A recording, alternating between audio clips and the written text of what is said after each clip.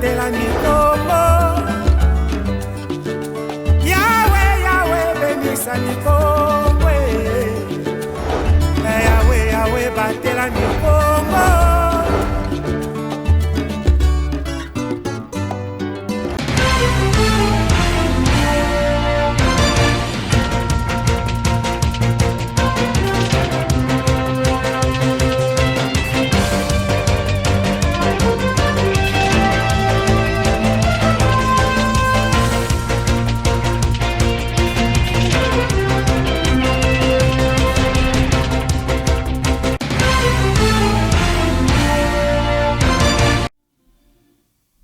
Très heureux de vous tenir compagnie, mesdames et messieurs, c'est l'art de vous informer. Et cette édition du journal vous est réalisée par Jefté Balumbu. Dans l'actualité provinciale, ce jeudi 8 septembre 2022 est un jour différent des autres pour les habitants du quartier communément appelé Wunze. Après plusieurs mois sans électricité, la réalité sera autre dans les prochaines heures. Les reportages. La population du quartier Wunze dans la commune de Matadi va retrouver la lumière du courant électrique de la Société nationale d'électricité SNEL dans les prochaines heures après 3 mois passés sans électricité. Une situation qui fait des heureux, rien que des heureux. Nous sommes dans la joie car la Société nationale d'électricité a répondu à notre préoccupation. La population est très contente lorsque les décideurs essayent de résoudre ces problèmes.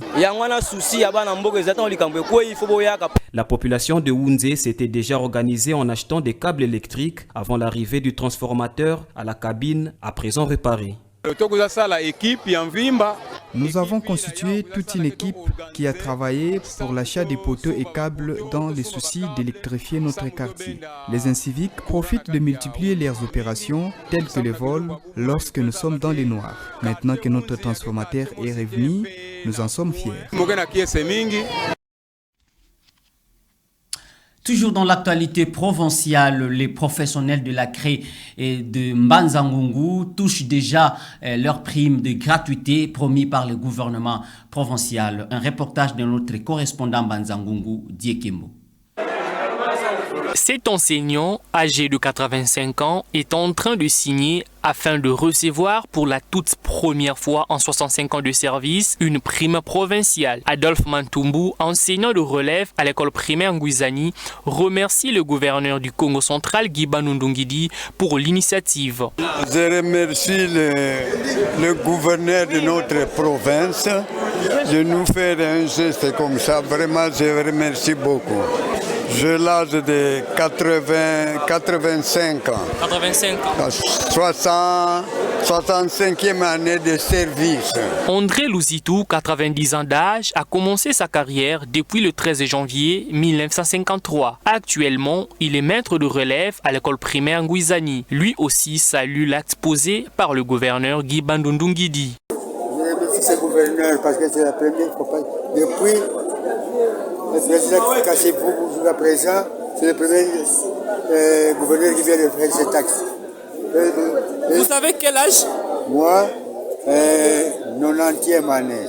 Vous avez commencé à enseigner depuis quelle année? Depuis le 13 janvier 1953. Dans cette salle de l'Institut Kola de Mbanza-Ngungu, plusieurs inspecteurs, enseignants du niveau primaire et ceux de la maternelle sont venus retirer leur prime de 30 000 francs à l'occasion du début de la paye dans la sous-division de Mbanza-Ngungu 1.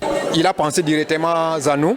Il est arrivé il y a 2 mois, mais il a directement pensé aux enseignants de l'école primaire alors, des écoles primaires. Oui, le geste est quand même à saluer, bien qu'une première fois, mais vraiment nous avons de très bonnes impressions. Même si c'est peu, il y a un petit là qui entre dans l'aide. Nous remercions le gouverneur qui le continue. De son côté, le sous-prophète de la sous-division de Mbanza-Ngungu 1, Alphonse Ntito-Vanga, n'a pas caché son immense joie. Et voici qu'une prime est tombée. Ça nous réjouit et nous encourageons notre gouverneur pour qu'il puisse aller de l'avant.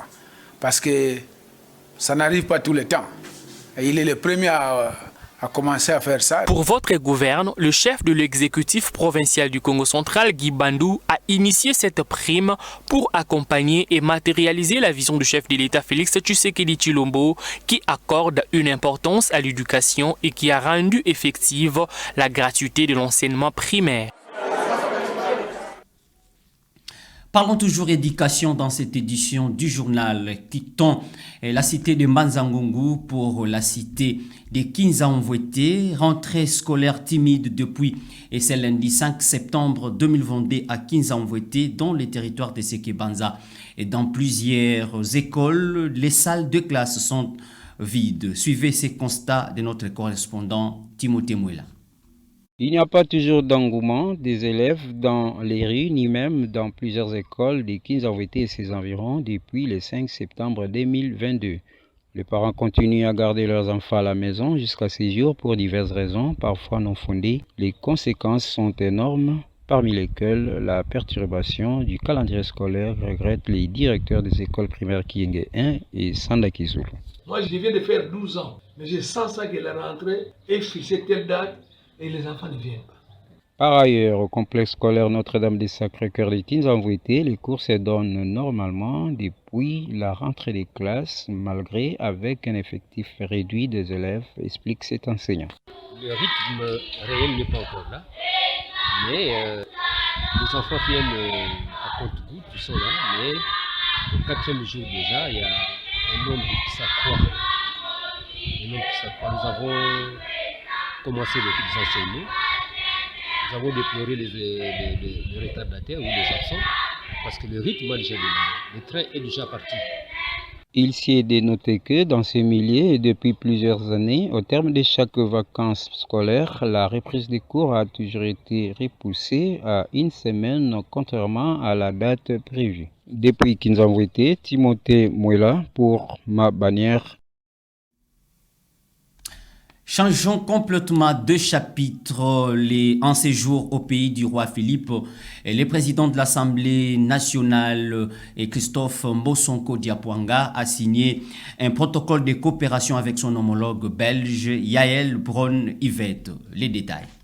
Les relations bilatérales entre la Belgique et la République démocratique du Congo sont au beau fixe. Le président de l'Assemblée nationale, Christophe Mbosonko Diapwanga, et celui du Royaume de Belgique, Yaël Braun-Yvette, ont signé un protocole de coopération. La cérémonie s'est déroulée à Bruxelles où ils séjournent. Cette mutualisation a pour objectif de renforcer la coopération symétrique entre la Chambre législative de la République démocratique du Congo et celle du Royaume de Belgique.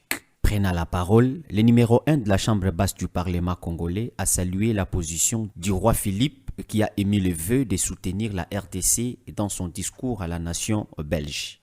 Nous, Congolais, meurtris par la guerre, spécialement par l'agression du Rwanda, de tous les États occidentaux, le roi est la seule autorité qui a pris position ouvertement contre cette agression. Dans son discours, nous avons noté avec joie que le roi a appelé la communauté internationale à s'unir pour aider le Congo à sortir de la violence.